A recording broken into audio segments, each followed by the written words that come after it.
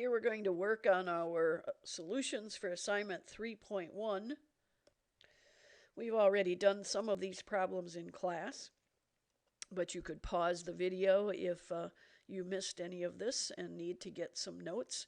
So we already estimated visually that the derivative of the sine wave would be the cosine wave. And then in class we proved why that's true using the definition of a derivative, the limit of a difference quotient. And then we used the sign of a sum formula. And then we grouped the two terms that had sine of x together. So these two that had the blue arrow we grouped together and factored out sine of x. And then this middle term, we factored out the cosine term, so that now we see our two limit theorems. And you'll see why it was so important for us to learn those two limit theorems. So the limit as h goes to 0, this term becomes 0. And the limit as h goes to 0, this term becomes 1. And that's how we are left with the derivative of sine being cosine. And of course, now you should know the derivatives of all 6 trig functions. We'll be proving a couple more of those as we go along. And we did first derivative and second derivative of sine and cosine. There'd be some alternating, but the signs also would keep changing. All right, let's proceed with some additional problems then. To find g prime here, I think I would simply use the power rule. So if I rewrote this, negative 2 to the 4th power would be a positive 16. And I could write this x to the 4th in the denominator as an x to the negative 4. And this next term I can think of as 1/2 times x to the 1st. And then, of course, our constant term. So sometimes students find the simplest problems the most difficult, how to deal with this coefficient, for example. All right, now we just do the power rule on each term.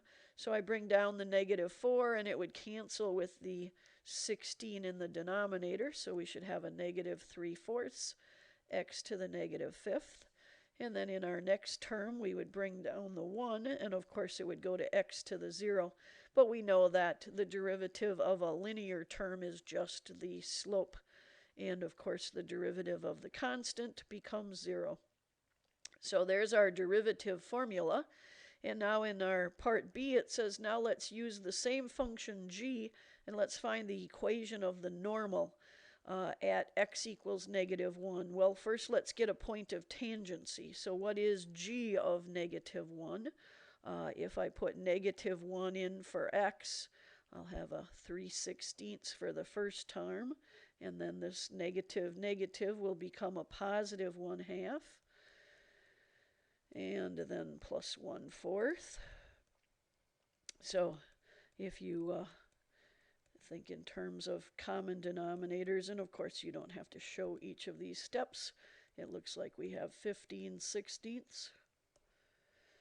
And then let's find the slope of the tangent line. So we would find g prime of negative 1.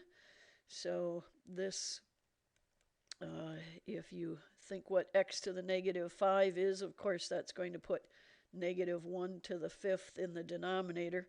Doesn't make much difference with the negative 1 if it's in the numerator or denominator, but it will be negative. So we have a 3/4 minus 1/2. So it looks like we will get a negative 5/4 for the slope of the tangent line. Oops, I guess I'm not doing too great here. Before I proceed, I better stop and double check that. Here we've got a negative and a negative. Sorry guys, that would be a positive 3/4 minus a 1/2. So it looks like the slope of the tangent line would be 1/4. So the slope of the normal line is the perpendicular, so the opposite reciprocal. So how about negative 4? So the normal line, we've got a point of tangency, y minus 15/16 equals our slope times x minus a negative 1. We'll make it a plus 1. All right, and then we proceed. We've already done the sum and difference rules without even formalizing them, that we know that the derivative of a sum of terms, we can simply do the derivative of each term individually. So we would use that many times over. And we could use that in part A here of our next problem. If it says find the product first, which I don't mind doing since we know very well how to multiply two binomials. So our outside product would be a negative 8x squared, and our inside product would be a negative 3x squared, and then a plus 12. So once we multiply those, distribute, or use FOIL, then the derivative is, again, just a simple power rule, and the constant term would have a derivative of 0. All right, now the point of doing this problem is to see whether we can come up with an alternate plan, and that is, what if it wasn't so simple for us to multiply these two globs together? So there must be a way to do the derivative of a glob times a glob, and of course that should be called the product rule. And to summarize what we've covered, the derivative of a product is the first term times the derivative of the second term plus the second term times the derivative of the first. And an alternate way of saying that would be to take uv prime plus vu prime. So let's repeat that for our function above. And let me scroll to see what it was again. 2x squared minus 3. So if we think of this as our u glob, and x squared minus 4, we're going to think of that as our v glob, the product of two functions. So our derivative we should be able to do by taking the first function and leaving it alone. So take u times v prime, the derivative of the second parenthesis would just be 2x minus 0, plus the second function, and we'll leave it alone, times the derivative of the first, that would be a 4x. And then we can do some work to clean this thing up just to, and you wouldn't have to, by the way, you could leave it this way, but let's see if we can get it to be equal to what we got using the power rule. So if I simply distribute here, 4x cubed minus 6x plus 4x cubed minus 16x, and there we have our 8x cubed minus 22x. So of course, using the method where we FOILed first and then did the power rule gives us exactly the same answer as if we apply the product rule. So you could choose whichever method you wanted to for that problem. But here comes a problem where you would need to rely on the power rule to find the product rule to find the derivative, because notice our two globs are completely different. So there isn't anything we can do to clean this function up. So to find the derivative, y prime, so think of this as our u glob and this is our v. So we're just going to treat them as the first term times the derivative of the second. The derivative of sine is cosine of x, plus the second term, sine of x, times the derivative of the first term, 21x squared. Do you have to do anything to clean this up? No, you do not have to, but in a multiple choice question, there's a GCF of 7x squared here, so you might see this written in factored form. But of course, the two answers are equivalent, whether you factor the GCF or not. All right, in number 6, it says to find the derivative first using the product rule. First without using the product rule, and then with the product rule. So I guess we are to distribute these first. So this, we might want to remind everyone, is 2x to the 1/2 power. So here we have unlike binomials. So when I use distributive property, I'm going to take 3 times each term, 15x cubed minus 21, and then I'm going to distribute the 2x to the 1/2, so the 2 times 5 is 10, and when I multiply, I add the exponents.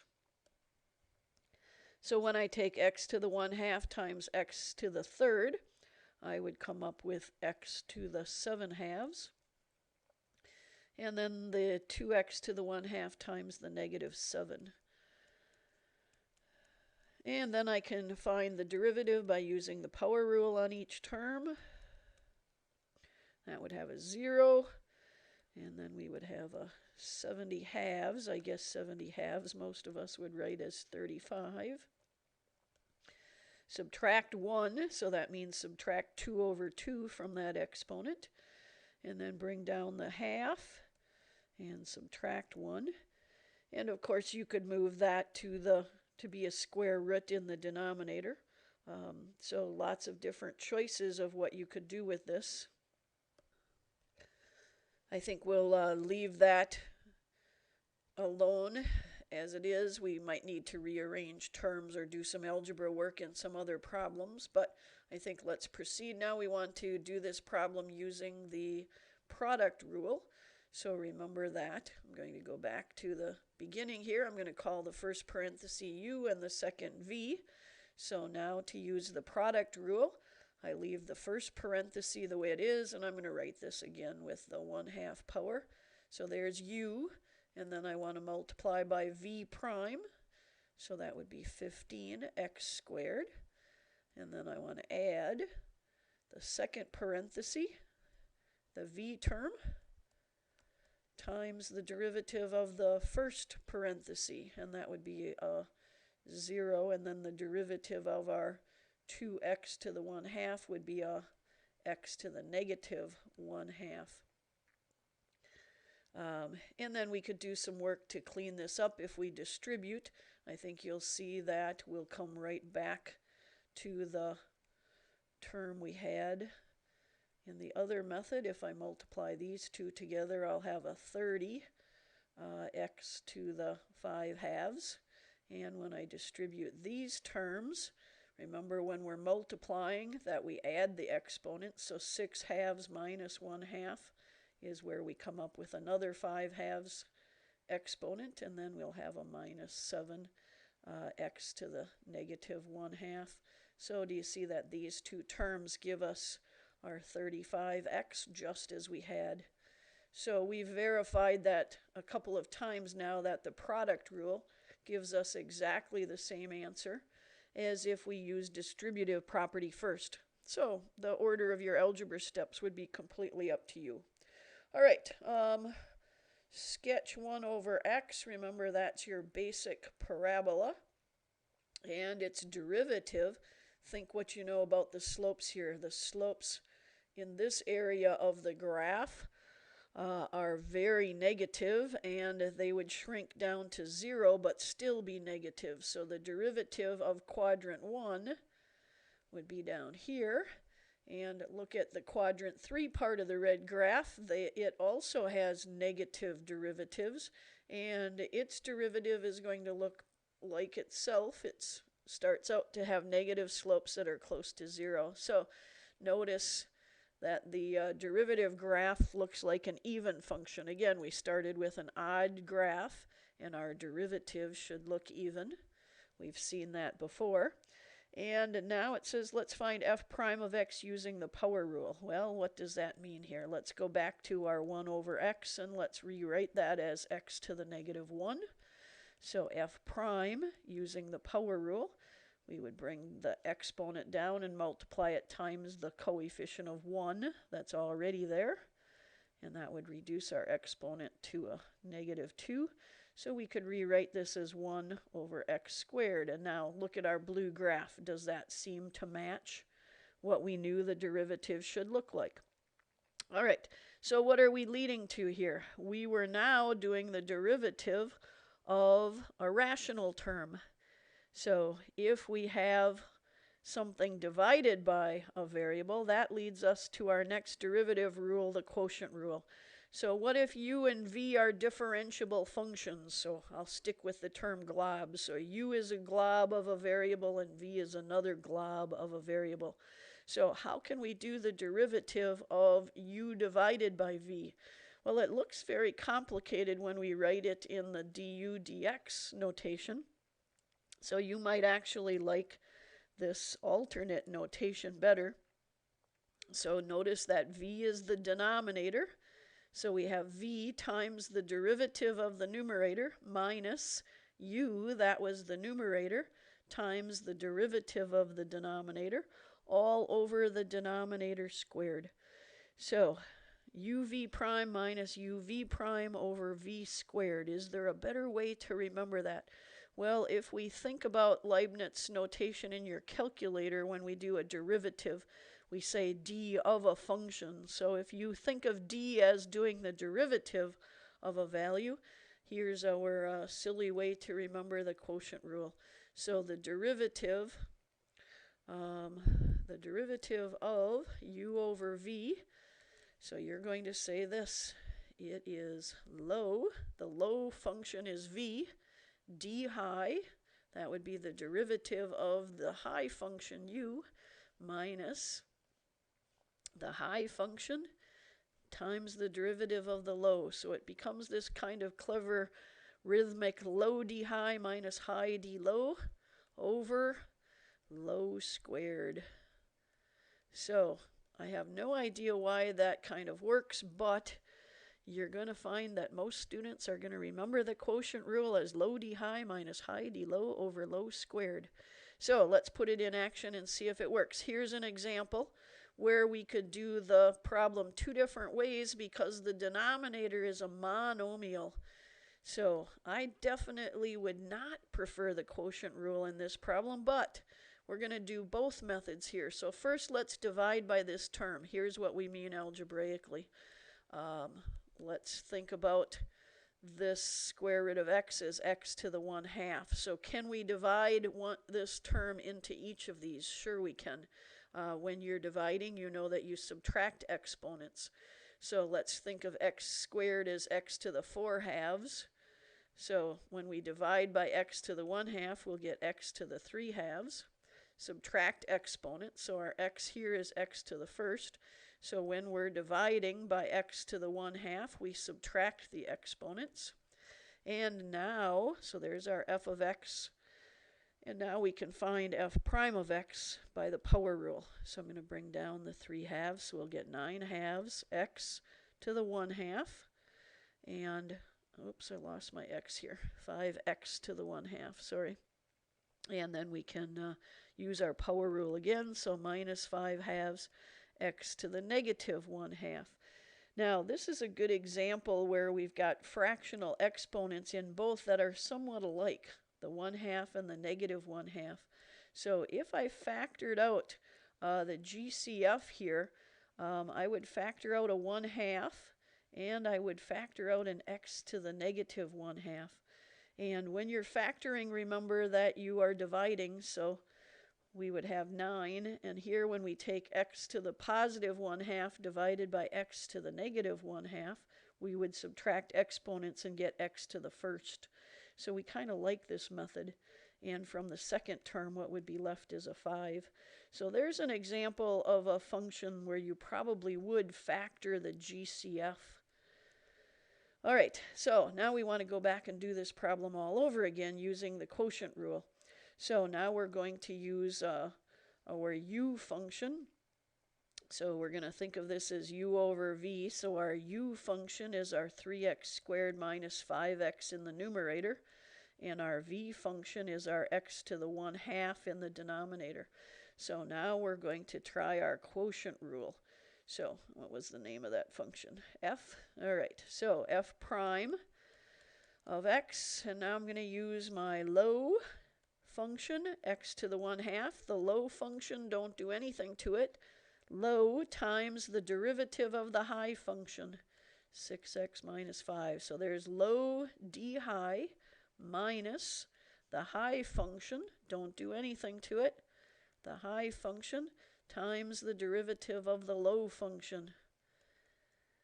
And that is all over the low function squared. Well, we like that. When we square the 1/2 power, that just becomes an x.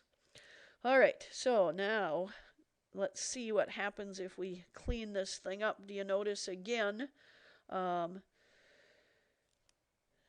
if we do some factoring. All right, well, let's proceed here just to see that these two answers turned out to be the same. So I'm going to use that same technique of making the numerator look nicer by taking out the x to the negative 1/2, the lowest exponent there as a GCF, and I'm going to take that 1/2 out also. How can I take a 1/2 out here if there isn't a 1/2? Well, I can compensate by leaving it as a 2. So again, remember x to the 1/2 divided by x to the negative 1/2 will give us an x. So this factoring method is going to help us to clean this up nicely. We'll get some like terms there. So notice that we'll have a 12x squared here minus a 3x squared. So cleaning up that, there's our 9x squared term. And then we'll have a minus 10x and a plus 5x. So we'll have a minus 5x there. And you can see that we're almost right back to the answer we had from the other one if we take our x from the denominator and cancel it with each of those. So there you go, both methods with a little bit of factoring and rearranging, which you wouldn't have to do in a free response question. But now we've just verified that the quotient rule gave us the same response. All right, we're getting a little bit long here, so let's see if I can quickly go through. Each of these you would choose your method. So I'm going to tell you, do not use the quotient rule on letter A because the denominator is a monomial that you can divide into each term. So 8x to the 4th over x squared would become an 8x squared. Divide the middle terms, 6x cubed over x squared. Take the last term, negative 8x to the 1st over x to the 2nd, and we'll get negative 8x to the negative 1. And then the derivative is much, much more quickly done with the power rule and much easier to avoid mistakes. And you can move this x to the negative 2 to the denominator if you wish, but it's fine the way it is. Letter B, however, I'd have to use the quotient rule because these are two different types of functions. So here we go, our low function, derivative of the high function, minus the high function times the derivative of the low function, all over the low squared. And do we need to do anything with this? Well, if it's a multiple choice question, can you see that all the terms have a x in common? So I suspect that we would at least factor an x out of the numerator and denominator and cancel those. So x cosine x minus 2 sine x over x to the 3rd is more likely what you would see in a multiple choice answer. All right, and here we have a product rule. So remember, our product rule is the first glob times the derivative of the second plus the second glob times the derivative of the first. And be careful about your signs here. And again, do you need to factor? It serves very little purpose, but you could take an x out of both terms. And then it might be common for you to put the positive term first. So don't let this bother you if you see them rearranged. It's just because we like to have the first term be positive, but it certainly wouldn't be wrong if you didn't reverse them. All right, sorry, kind of a long video.